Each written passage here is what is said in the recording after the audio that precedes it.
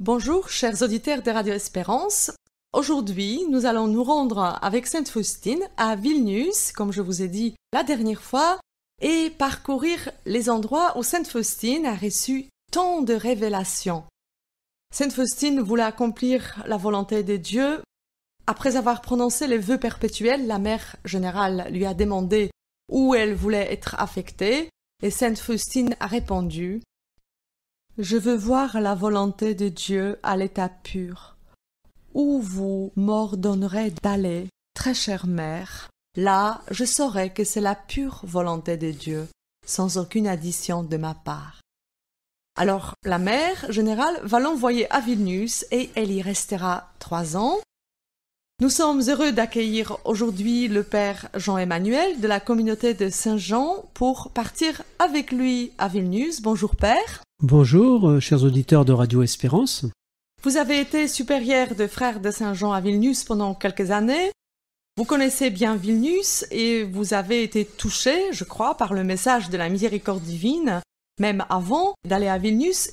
Qu'est-ce qui s'est passé à Vilnius? Et d'après vous, pourquoi Sainte Faustine a été envoyée à Vilnius? Alors, il faut connaître un peu l'histoire de la Lituanie et de la Pologne et savoir qu'à cette époque, Vilnius était, on va dire, un peu sous la protection de la Pologne, qui, après la Première Guerre mondiale, avait voulu éviter l'invasion bolchevique et avait pris possession d'une enclave dont faisait partie Vilnius. C'est aussi une des raisons, sans doute, il y avait déjà des communautés polonaises, et en particulier cette communauté des Sœurs de Notre-Dame de Miséricorde, et c'est donc une des raisons pour lesquelles la congrégation a voulu renforcer la présence des religieuses. Et ceci explique que Sainte Faustine ait été envoyée à Vilnius à ce moment pour renforcer la communauté. En effet, comme vous le savez, les sœurs s'occupaient de ce qu'elles appelaient les pensionnaires, qui étaient des jeunes filles, on va dire, de 6 ans ou un peu plus âgées jusqu'à 15-16 ans, et qui étaient des jeunes en difficulté. Il y en avait beaucoup à ce moment-là à Vilnius, comme dans toutes les grandes villes. Donc Sœur Faustine est venue pour s'occuper de ces jeunes filles, pour qu'il y ait cette œuvre de miséricorde. Et travailler dans le jardin aussi, c'est ça? Elle travaillait dans le jardin, elle n'était pas sœur de chœur, mais elle aidait les pensionnaires, effectivement. Et puis, bien sûr, providentiellement, elle est venue à Vilnius pour rencontrer le père Sopioszko, qui était à l'époque aumônier militaire et qui était également l'aumônier des sœurs et qui a joué un très grand rôle dans la vie de Sainte Faustine. On peut dire que Dieu a voulu jumeler ses instruments et que Sainte Faustine n'aurait pas pu réaliser sa mission sans le père Sopioszko. Oui, exactement. Et vous m'avez dit un jour aussi que quand vous êtes arrivé à Vilnius, vous ne vous êtes pas rendu directement au sanctuaire de la Miséricorde pour voir le tableau. C'est vrai que quand on arrive à Vilnius, on a tout de suite envie d'aller saluer Jésus miséricordieux, mais vous êtes allé d'abord dire bonjour à quelqu'un d'autre. C'était aussi mon cas, mais voilà, donc qui c'était? C'est assez amusant parce que quand je suis arrivé, j'ai débarqué à l'aéroport, j'ai demandé aux frères de m'emmener tout de suite voir le tableau, et on est allé au sanctuaire de la Miséricorde où le tableau est exposé, et là la porte était fermée. Alors les frères ont téléphoné au recteur qui a expliqué c'était un lundi qu'il n'était pas là, mais il a ajouté de toute façon le père Jean-Emmanuel pourra venir célébrer la messe demain matin à la première heure, ce sera une joie de l'accueillir de cette façon. Alors les frères m'ont dit très bien, on va alors aller saluer Marie à la porte de l'Aurore, et c'est ce que nous sommes allés faire.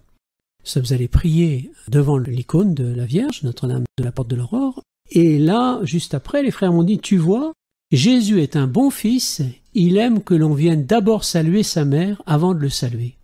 Et j'ai trouvé ça magnifique. Donc vous voyez, dans la prière, il est bon, souvent, de saluer d'abord Marie avant de saluer Jésus, ça plaît à Jésus. Ne soyez pas étonnés si vous allez à Vilnius, et si vous ne pouvez pas d'abord aller au sanctuaire pour voir le tableau de Jésus, vous allez à la porte de l'Aurore pour saluer Marie. Ce qui est amusant aussi, c'est de savoir que Marie a préparé d'une certaine manière la venue de Jésus à Vilnius, puisqu'elle a été couronnée en 1927, donc 6 ans avant l'arrivée de Sainte Faustine. Elle a été couronnée par le pape Pie XI sous le vocable de Notre-Dame de Miséricorde. Donc, elle a préparé les apparitions de Jésus à Sainte Faustine à Vilnius à partir de 1933. Vous voyez, dans sa providence, Dieu évidemment prévoit toutes choses et envoie d'abord Marie. Marie prépare. voyez. Ça m'amuse parce que je suis actuellement curé de Pellevoisin. Vous savez peut-être que là aussi Marie est apparue en 1876 sous le vocable de Notre-Dame de Miséricorde. Et je pense qu'elle vient préparer, là aussi, la venue de Jésus, d'une certaine façon. Et il faut qu'elle vienne préparer la venue de Jésus en France, parce que je pense que Jésus n'est pas encore suffisamment connu comme roi de miséricorde. Notre roi, c'est Jésus, roi de miséricorde. C'est vrai. Et Sainte Faustine a vécu à Vilnius 3 ans, donc je crois que c'est un lieu où elle a passé le plus de temps. Et elle a reçu vraiment beaucoup de grâce là-bas. Qu'est-ce qui s'est passé à Vilnius en lien avec la miséricorde divine? Alors elle a effectivement, c'est le lieu où elle fait peindre le tableau parce que elle avait vu Jésus à Plock, en Pologne, et Jésus lui avait dit « peins le tableau ». Alors elle était un peu désemparée, elle n'avait pas de talent artistique affirmé. Elle a commencé à peindre quelque chose, ça ne marchait pas. Elle est allée trouver un prêtre, elle lui a dit « qu'est-ce que je dois faire ?» Le prêtre lui a dit « écoutez, c'est dans votre âme que vous devez peindre le tableau ». Et Jésus lui redit juste après « pas du tout, tu dois peindre le tableau en réalité ». Et lorsqu'elle va arriver à Vilnius, elle va rencontrer le père Sopioszko, elle va lui transmettre la demande. Le père Sopioszko va vérifier auprès de ses supérieurs, va l'envoyer voir un psychiatre pour être sûr qu'elle est tout à fait normale, et le psychiatre va dire qu'elle est parfaitement équilibrée, et puis prendre conseil de prêtre, et finalement décider de faire peindre le tableau par un ami qui est Kazimierski. Donc Faustine va venir pendant 6 mois accompagnée de sa supérieure, au début de l'année 1934, et va faire peindre le tableau sur ses indications par le peintre en présence du père Sopioszko qui vit à cette époque également dans cette maison. Oui, et nous allons avoir une émission consacrée au mois de février que pour le tableau de Jésus miséricordieux. Ça sera l'anniversaire du tableau de Jésus miséricordieux. Elle a reçu aussi d'autres grâces, le chapelet à la miséricorde divine à Vilnius. Alors le 13 et 14 septembre 1934, elle reçoit donc cette grâce de faire connaître ce petit chapelet de la divine miséricorde. Jésus lui demande de le propager partout. Alors, on s'interroge, je ne vais pas développer cela aujourd'hui, mais pourquoi ce petit chapelet? Eh bien, il me semble, en ayant réfléchi et prié, il me semble que c'est parce que Jésus veut nous lier d'une manière unique à sa passion. Parce que la passion est le lieu où les grâces sont données, en premier lieu. Et donc il veut que nous nous rappelions ce qu'est la passion pour que nous en vivions et pour que nous accueillions les grâces qu'il veut nous communiquer. Et c'est également à Vilnius qu'a été célébré pour la première fois de façon non officielle le dimanche de la miséricorde, premier dimanche après Pâques. Le Seigneur avait demandé que cette fête soit célébrée et le père Sopioszko va remplacer un prêtre qui ne pouvait pas le faire et prêcher à ce dimanche-là. Alors c'est assez amusant, si je puis dire, puisque d'une certaine manière, le père Sopioszko a profité, entre guillemets, de l'absence de l'évêque et a obtenu de celui qu'il remplaçait à ce moment-là l'autorisation qu'il puisse mettre le tableau à cet endroit. Le remplaçant de l'évêque a accepté, et lorsque le tableau a été mis à cet endroit, eh bien, il a touché les cœurs et les âmes d'une manière très profonde. Et lorsque Sainte Faustine revient de cette fête, après une prédication du père Sopioszko qui était très forte, elle voit ce tableau passer au-dessus de la ville et défaire les liens qui enserraient la ville.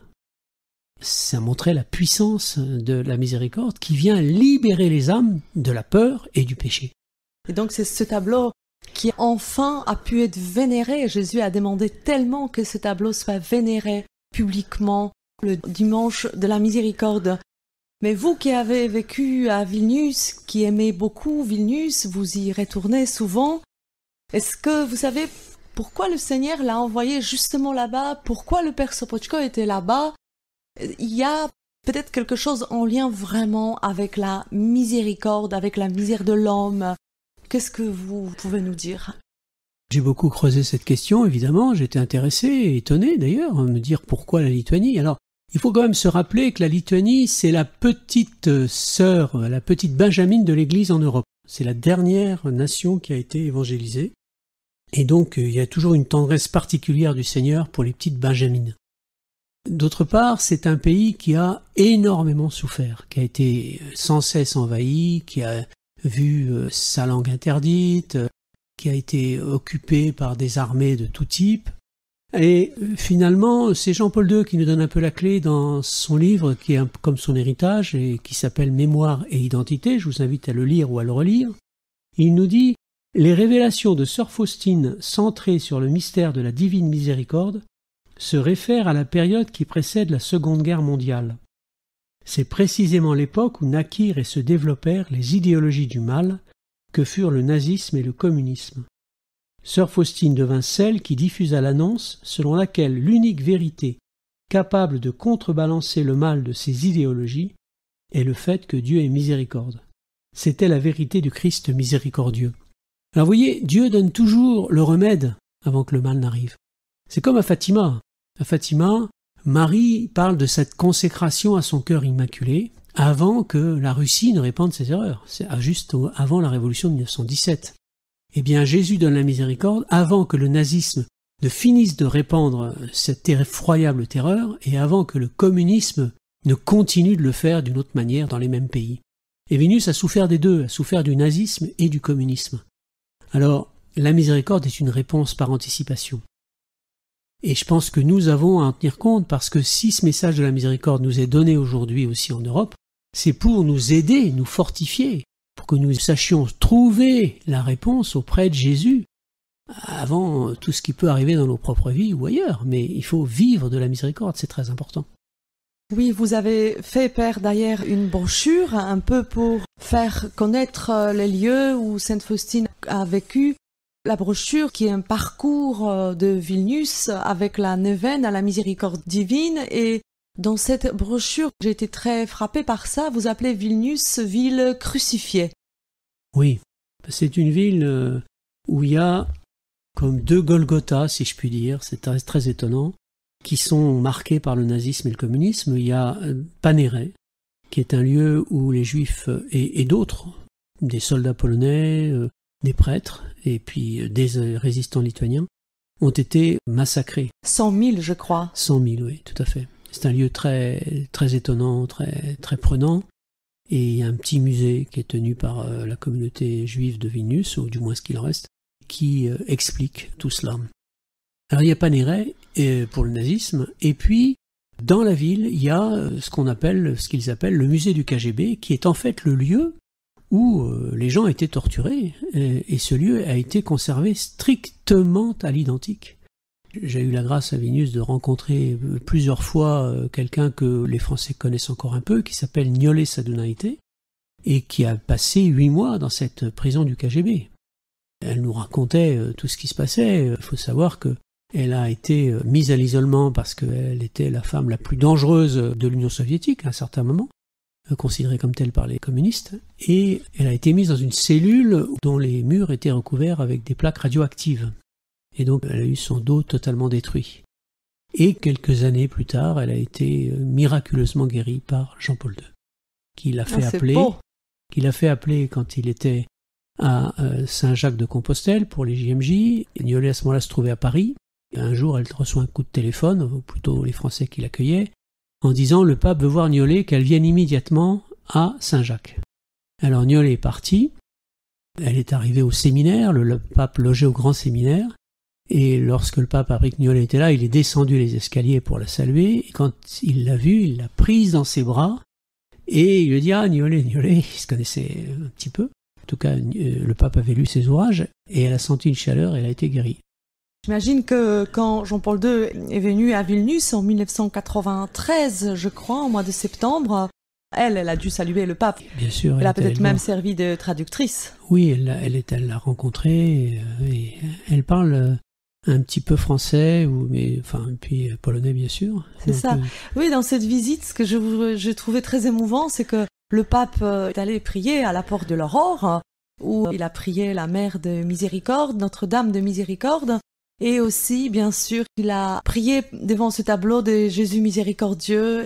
Et j'ai lu cette phrase, je trouvais ça très très beau, parce qu'il a appelé Sainte Effigie, ce tableau de Jésus miséricordieux, le seul tableau peint en présence de Sainte Faustine. Et c'est pas étonnant, parce que quand on regarde le Saint-Suaire, il y a une grande ressemblance entre le tableau de Jésus miséricordieux. Donc pour ça, je vous invite à aller visiter le site www.faustine-message.com où on voit cette ressemblance entre le tableau de Jésus miséricordieux de Vilnius et le Saint Suaire. Alors, j'en profite pour continuer, si je puis dire, cette visite de Vilnius rapidement par les ondes. Il est important d'aller voir le sanctuaire de la Miséricorde, où le tableau est actuellement conservé. Donc c'est rue Dominicanou, dans plein centre de la vieille ville. Et puis, il est important aussi d'aller visiter ce qu'ils appellent la maison de Sainte Faustine, et qui est en fait le petit couvent où elle a vécu. Justement, ce sont des questions que j'allais vous poser en disant, pour ceux qui voudraient aller à Vilnius, pour visiter cet endroit, un peu comme un pèlerinage sur le pas de Sainte Faustine, qu'est-ce qui reste encore aujourd'hui qu'ils peuvent aller voir, visiter pour être un peu immergés dans le message de la miséricorde divine? Alors, cette maison est très importante parce que... Donc la maison où a vécu Sainte Faustine. Voilà, c'était le lieu où elle logeait. Elle était en cellule avec une autre sœur. Elles avaient chacun leur petit endroit séparé par un paravent. Et c'est là que Jésus lui apparaissait régulièrement. Et alors, après le départ des sœurs dans les années d'après-guerre, la maison a été nationalisée par les communistes qui en ont fait un home d'enfants, et c'est encore en partie un home d'enfants. Et donc ils ont détruit toutes ces maisons en bois pour faire des bâtiments en béton comme savaient les faire les soviétiques à l'époque. Mais ce bâtiment en bois, où a logé le bâtiment même où a logé Sainte Faustine, où ont eu lieu la plupart des apparitions, eh bien ce bâtiment est resté. Et donc il a été restauré il y a quelques années. On peut donc prier dans cet endroit où il y a bien sûr les reliques, quelques images, et c'est le lieu où Jésus est apparu. Donc c'est très touchant de venir dans cet endroit très simple où Jésus est apparu. Je crois que c'est là aussi qu'elle a reçu le chapelet de la miséricorde divine. C'est là qu'elle a reçu le chapelet de la miséricorde, tout à fait. Et puis c'est également au pied de cette maison qu'elle a vu cette apparition de Jésus dans le ciel, avec une jeune pensionnaire qui, elle, n'a pas vu Jésus mais a vu les rayons, et qui bénissait la ville. Vous voyez, Jésus bénissait la ville. Ça, c'est très important de se rappeler que Jésus, partout où il est, forcément béni. Il y a un autre endroit que, bien sûr, le sanctuaire, comme vous avez dit, mais il y a un autre endroit encore. Alors, il y a encore un autre endroit très intéressant qui est, bien sûr, la maison du peintre. C'est-à-dire, c'est le lieu où Kazimierski, donc le peintre ami du père Sopioszko, a peint le tableau. Le père Sopioszko était en train de faire sa thèse d'habilitation à cette époque. Il avait une chambre dans cette maison et au premier étage, enfin au rez-de-chaussée, il y avait le peintre. Le père Sopioszko a fait venir Faustine accompagnée de sa supérieure 2 fois par semaine normalement. Donc elles venaient avec la supérieure, elles assistaient à la messe à la porte de l'Aurore et ensuite elles allaient à la maison du peintre pendant des séances qui duraient 2 heures à peu près. Et là, donc, c'est là que le tableau a été peint. Donc cette maison, bien sûr, existe toujours et est tenue aujourd'hui par les sœurs de Jésus Miséricorde qui ont été fondées, comme vous le savez, par le père Sopioszko lui-même. Et juste à côté de cette maison, vous avez l'ancien couvent de la Visitation avec le Sacré-Cœur, qui est un endroit magnifique, malheureusement défiguré puisque c'était devenu, après la guerre, une prison soviétique. Vous voyez. Donc à Vilnius, vous avez toujours le divin, l'extraordinaire qui côtoie l'horreur. C'est pour ça que j'aime dire que c'est la ville où il y a ces Golgotha qui sont présents. Et c'est la prière de ces martyrs qui permet aussi, qui porte aussi ce renouveau spirituel qui nous vient de l'Est. Et je pense que nous avons beaucoup à recevoir de ces pays de l'Est que nous ignorons la plupart du temps. Et pour la maison où le tableau a été peint, mettons rendu dans cette maison, je voudrais juste ajouter que maintenant il se trouve là-bas une chapelle. Dans l'atelier du peintre où le tableau de Jésus miséricordieux a été peint, vous pouvez aller vous recueillir et prier dans la chapelle. Il y a le tabernacle, et puis donc cette maison est bien tenue par les sœurs. Oui. Alors il y a beaucoup d'autres lieux bien sûr qui sont intéressants parce que Vilnius est une très jolie ville baroque, très propre et très agréable, surtout l'été. Mais il y a tous les lieux où elle est passée avec le père Sopioszko et donc qui sont marqués. Et là, par exemple, il y a un endroit aussi. C'est l'église Saint-Ignace que le père Sopioszko, qui était aumônier militaire, a fait reconstruire avec son argent, si Exactement. je puis dire.